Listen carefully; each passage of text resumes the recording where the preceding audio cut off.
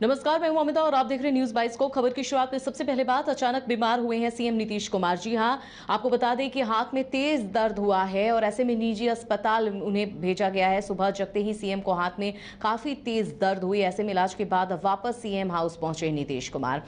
शुक्रवार को सीएम ने कैबिनेट की बैठक में भी सीएम शामिल हुए थे। बीते 14 मई को भी अस्वस्थ हुए थे सीएम नीतीश। तो आपको बता दें, हाथ में तक काफी तेज दर्द हुआ, जिसके बाद उन्हें निजी अस्पताल में भर्ती कराया गया। वहां उनकी जांच हुई। हालांकि सुबह बताया जा रहा है, जैसे जानकारी मिल रही है कि सुबह जगते ही सीएम को हाथ में काफी तेज दर्द हुआ। इलाज के बाद उन्हें वापस सीएम हाउस सीएम नीतीश पहुंच चुके हैं और शुक्रवार को सीएम ने कैबिनेट की बैठक में भी हिस्सा लिया था।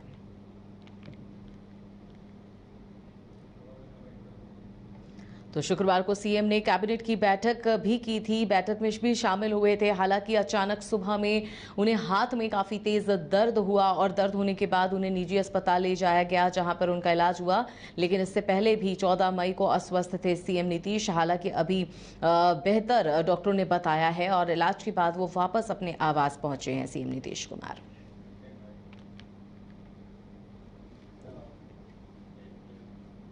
और सोशल मीडिया एक्स पर ट्वीट करते हुए तेजस्वी यादव ने कहा है कि बिहार की एनडीए सरकार में सरकारी अपराधियों को सिर्फ और सिर्फ एक ही चिंता और डर सता रहा है कि सत्ता संरक्षण में वारदात करते समय कहीं उनके पिस्तौल और बंदूक की गोलियां ना खत्म हो जाए। ये सिर्फ गोली मार कर की गई हत्या की घटनाएं हैं। इनमें गोलीबारी और बमबारी की वो घटनाएं नहीं हैं जिनमें लोग किसी तरह बच गए और इलाजरत हैं। अपने पोस्ट पर उन्होंने कुल 13 हत्याओं का जिक्र किया है।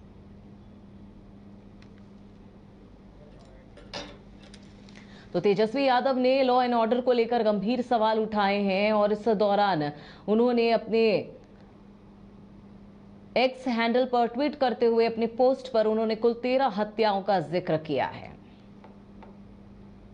तो सरकार और लॉ एंड ऑर्डर को लेकर गंभीर सवाल उठाया है तेजस्वी यादव ने। उन्होंने कहा है कि यह सिर्फ गोली मारकर की गई हत्या के आंकड़े नहीं है, इसमें गोलीबारी और बमबारी की वो घटनाएं नहीं है जिनमें लोग किसी तरह बच गए हों या फिर अस्पताल में इलाजरत हैं। उन्होंने अपने पोस्ट पर कुल 13 हत्याओं की जिक्र की है और बिहार में लॉ एंड ऑर्डर पर तेजस्वी यादव ने गंभीर सवाल उठाया है।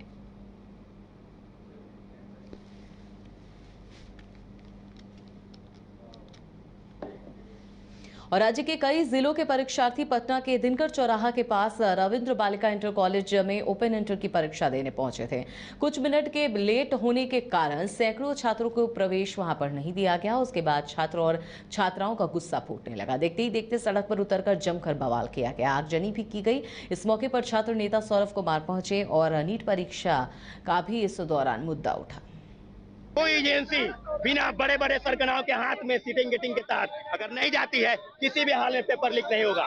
बिहार का पेपर लीक हुआ, 66वीं पेपर लीक, 67वीं पेपर लीक। सरकार के पास अगर हिम्मत है तो कानून पर ठोस कार्रवाई करे, पेपर लीक की कोई हिम्मत ना करे। लेकिन कुछ नहीं, आज पेपर लीक होता है, कल बयानबाजी आ जाता है, परसों फिर पेपर लीक होता है। कोई परीक्षा बाकी नहीं है। देश के इतिहास को इन्होंने शर्मसार कर दिया है। कोई एजेंसी बिना बड़े बड़े सरगनाओं के हाथ में सीटिंग गेटिंग के तहत। और नीट परीक्षा में पेपर लीक को लेकर सियासत जो है वो शुरू हो गई है। ऐसे में पेपर लीक पर राजद के प्रदेश प्रवक्ता एजाज अहमद ने कहा है कि जहां जहां भारतीय जनता पार्टी की सरकार में समावेश है, वहां पर इसी तरीके के पेपर लीक होते रहे हैं। बीजेपी का एक नेक्सस है और उस नेक्सस के माध्यम से पर्चा लीक करवाकर बच्चे के भविष्य के साथ खिलवाड़ करते हैं।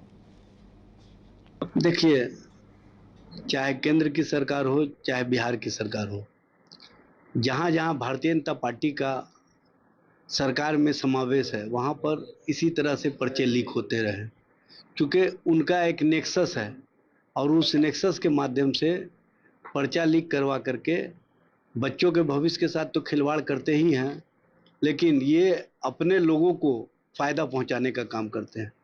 और आप देख रहे हैं कि किस तरह से केंद्र सरकार के स्तर से उन लोगों को बचाने का प्रयास किया जा रहा है।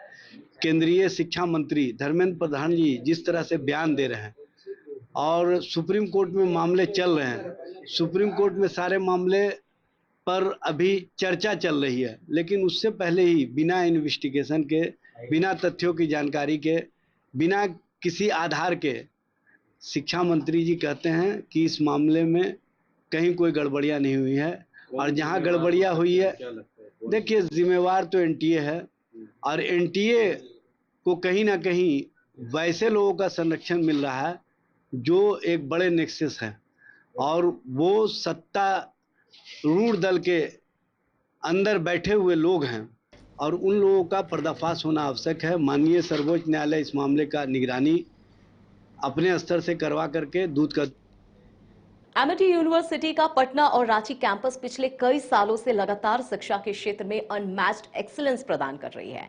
यूनिवर्सिटी रिसर्च और इनोवेशन और के कल्चर को बढ़ावा देती है, और यही कारण है कि यहाँ के शिक्षकों और छात्रों ने मिलकर अब तक 1000 से ज्यादा रिसर्च पेपर और 100 से ज्यादा पेटेंट फाइल किए हैं। 26 से अधिक पेटेंट पब्लिश्ड हुए हैं और 3 पेटेंट ग्रांट भी हो चुके हैं। और यही नहीं, यहाँ के फैकल्टीज और स्टूडेंट 100 से अधिक किताबें पब्लिश भी कर चुके हैं। यूनिवर्सिटी के दोनों ही कैंपस में स्टूडेंट्स को कॉर्पोरेट प्लेसमेंट प्रोसेस को क्रैक करने के लिए ट्रेनिंग दी जाती है, और इसलिए एमिटी यूनिवर्सिटी अपनी स्थापना से ही देश विदेश के कई जानी मानी मल्टीनेशनल कंपनीज जैसे अमेजॉन, एक्सेंचर, जेपी मॉर्गन और GPT, TCS, Wipro, ITC, federal bank, Hindustan Unilever जैसे 180 रेप्यूटेड कंपनीज के लिए रिक्रूटमेंट की प्रेफर्ड चॉइस बन गया है। यही वजह है कि आयुष कुमार को जेपीटी कंपनी लिमिटेड में 24 लाख, जान निसार अख्तर को अमेजॉन से 30 लाख और देव नरूला को ह्यूमन होल्डिंग कंपनी लिमिटेड से 44 लाख 50 हजार का पैकेज मिला है। वहीं सुमन गुप्ता को पालो ऑल्टो में मिले 47 लाख के हाईएस्ट पैकेजेस से यूनिवर्सिटी ने बिहार और झारखंड में एक नया रिकॉर्ड कायम किया है।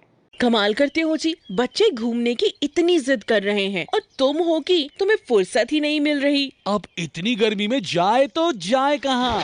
इस गर्मी में मस्ती और फन का आ गया है परफेक्ट डेस्टिनेशन, वाइल्ड वादी, जहाँ है water park, bird park, flower park, trampoline park, amusement park, 250 feet लंबा, जिप लाइन और क्रिकेट स्टिमुलेशन का खूबसूरत नजारा। वाइल्ड वादी, 10 माइल चौक, रांची। वाइल्ड वादी यानी अनलिमिटेड फन और अनलिमिटेड मस्ती।